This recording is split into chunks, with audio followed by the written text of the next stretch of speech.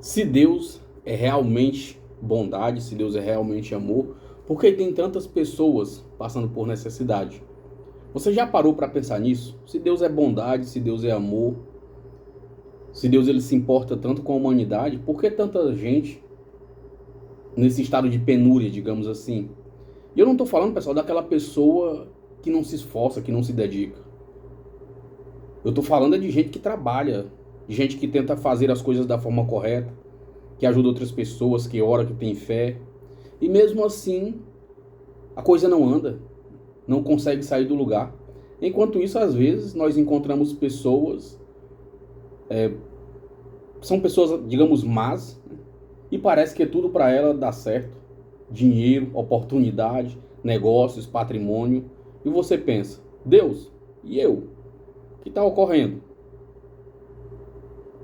Essa é uma pergunta difícil, pessoal, e eu não quero responder com uma frase religiosa.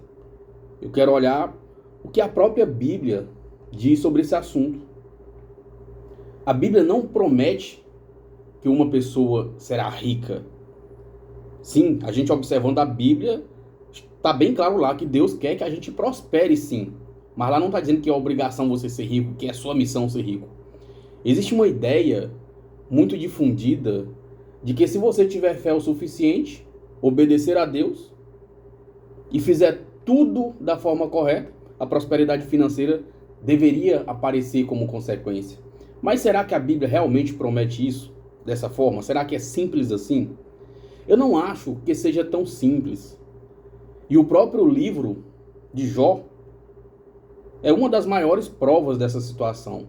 Jó tinha uma vida riquíssima, próspera, com todos os bens materiais que você imaginar. Ele tinha família, ele tinha bens, ele tinha posição. E de repente, Jó perde praticamente tudo. E existe uma coisa muito importante dentro dessa história. Jó ele não estava sendo castigado porque era um homem mau. Pelo contrário, a narrativa bíblica apresenta Jó como um homem íntegro. Então aqui já aparece um primeiro problema, um primeiro detalhe que a gente tem que parar para pensar, né? Para entender que não é uma coisa tão simplista. Se você estiver bem com Deus, financeiramente você estará bem.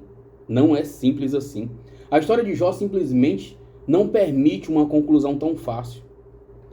Então Deus quer que as pessoas sejam pobres? Provavelmente essa pergunta também possa vir à sua cabeça. Também não acho que essa seja uma resposta. A Bíblia não apresenta a pobreza como uma coisa maravilhosa que devemos procurar, nem de longe. Alguns dos personagens bíblicos, servos de Deus, foram homens muito ricos. Existem inúmeros textos bíblicos falando sobre trabalho, sobre provisão, sobre generosidade, responsabilidade e cuidado com quem passa por necessidades. Então temos dois extremos aí que precisam ser evitados. De um lado, Deus quer que todo mundo seja rico. De outro, ser pobre é mais espiritual. Eu não vejo a Bíblia, pessoal, sustentando nenhum desses dois extremos. Existe uma diferença entre Deus permitir e Deus desejar. É bom a gente estar atento para isso. Essa talvez seja uma das partes mais difíceis, porque existem coisas que acontecem no mundo que nós não podemos simplesmente atribuir a Deus como se fosse uma ordem direta do Senhor. Uma pessoa pode perder dinheiro por uma doença, por uma crise econômica, por uma decisão ruim, por uma decisão ruim de outra pessoa, por falta de oportunidade, por injustiça, por nascer em um ambiente extremamente desfavorável, isso é um fato, por uma série de circunstâncias que não estavam sob o controle da própria pessoa. E às vezes, por escolhas próprias. A vida, pessoal, é muito complexa, bem mais complexa do que a gente imagina. Ficou pobre porque não teve fé. É muito fácil falar isso, né? Essa frase ela pode ser bastante cruel para uma pessoa que está em dificuldade de ouvir. E, sinceramente, pode transformar a religião em uma ferramenta por culpar quem está sofrendo. E não é dessa forma que as coisas funcionam. Mas então onde entra a fé nessa história de ganhar dinheiro? Aqui o papo fica mais interessante, galera. Porque eu não acredito que a mensagem bíblica seja: tenha fé e o dinheiro vai aparecer. A fé não deveria ser uma máquina de fabricar dinheiro. A fé pode produzir outras coisas. Ela pode produzir direção. A fé ela pode produzir esperança, coragem, disciplina, capacidade de continuar e até uma mudança na maneira como nós enxergamos o dinheiro. Porque talvez uma pessoa possa ganhar dinheiro e continuar sendo escrava dele. E outra pessoa ter pouco dinheiro, mas está construindo uma vida completamente diferente. Isso não significa que nós devemos romantizar a falta de dinheiro. A falta de dinheiro é muito cruel. Não devemos colocar pobreza em um pedestal, de maneira nenhuma. A falta de dinheiro dói, e dói muito, e eu posso falar disso. Eu sei disso porque a minha pele pode contar essa história. E muita gente que está me ouvindo agora pode saber disso. A preocupação com uma conta, a preocupação com os filhos, a preocupação com o amanhã, isso é muito real. E talvez aqui esteja uma das grandes lições que a Bíblia pode nos dar. A Bíblia não trata dinheiro, pessoal, como algo irrelevante. Dinheiro é importante, sim. Você já deve ter ouvido a pessoa que diz: dinheiro não é tão importante assim. Dinheiro é importante. Mas também a Bíblia não trata dinheiro como uma medida definitiva de valor de uma pessoa. Jesus faz uma pergunta muito conhecida na Bíblia Sagrada. Se você olhar o livro de Mateus 16, 26, ele diz: pois que aproveita ao homem ganhar o mundo inteiro e perder a sua alma. Perceba, Jesus não está dizendo não ganhe nada. Ele está colocando o dinheiro no lugar correto. Porque existe uma grande diferença, pessoal, entre ter dinheiro e ser dominado pelo dinheiro. O dinheiro é para ser seu servo. Não é você que tem que ser servo do dinheiro. É você que é o chefe do dinheiro, o patrão do dinheiro, não o contrário. Mas vamos voltar à pergunta. Se Deus é bom, por que Ele deixa pessoas boas passarem por necessidades? Eu não tenho uma resposta que explique cada caso. Eu acho importante admitir isso, pessoal. A Bíblia também não oferece uma explicação simples para cada sofrimento individual das pessoas. O livro de Jó, inclusive, termina de uma maneira que nos lembra justamente disso. Nós nem sempre conseguimos enxergar o quadro inteiro. E talvez essa seja uma das coisas mais incômodas da nossa mente. Nós queremos uma fórmula, nós queremos algo pronto. Faça isso, Deus fará aquilo. Ore assim, vai ficar rico. Pense nisso, você vai prosperar. Obedeça assim, nunca mais terá problemas. Mas a própria Bíblia, pessoal, é cheia de histórias que quebram essas fórmulas. José foi vendido, Jó sofreu, Davi passou por perseguição, Paulo passou por dificuldades e Jesus? Jesus também sofreu. Então o sofrimento não pode ser usado automaticamente como prova de que uma pessoa foi abandonada por Deus, de modo nenhum. Isso muda a nossa relação com o dinheiro.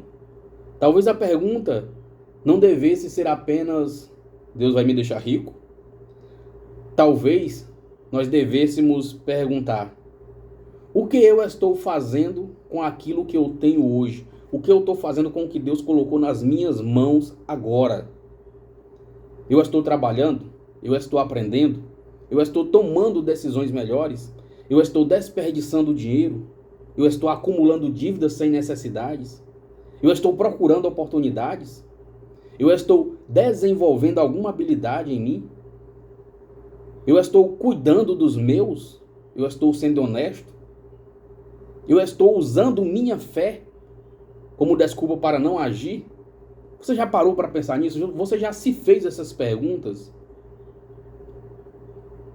Eu estou usando o trabalho como desculpa para nunca olhar para a minha vida interior? Essas perguntas, elas são muito mais difíceis, mas também são muito mais úteis para a nossa jornada. Uma coisa que eu aprendi, pessoal: talvez você esteja passando por uma dificuldade financeira neste momento.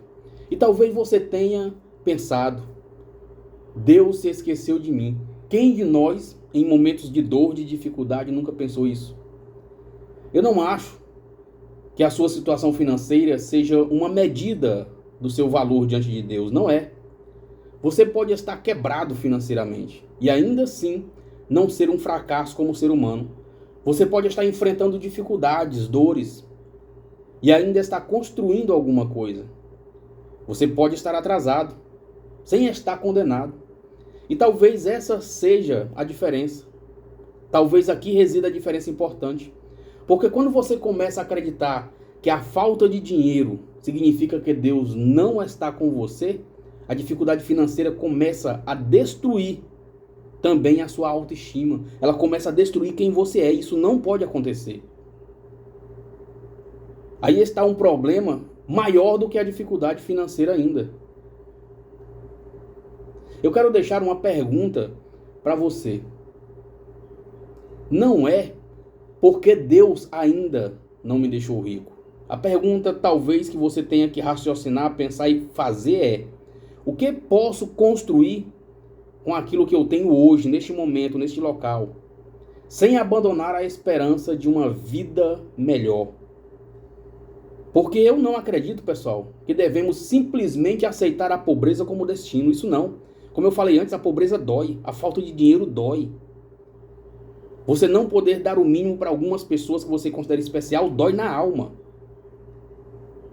Então não vamos também divinizar a pobreza. Eu também não acredito, pessoal, que devamos transformar Deus em uma máquina de imprimir dinheiro, porque não funciona assim. Talvez exista um caminho entre esses dois extremos. Fé para continuar, sabedoria para decidir, trabalho para construir e humildade para reconhecer que nem tudo está sob o nosso controle. Se você está passando por uma dificuldade financeira hoje, neste momento, eu quero que você guarde uma coisa. Sua situação financeira atual não define quem você é. Guarde isso no seu coração. A sua situação financeira atual não define quem você é.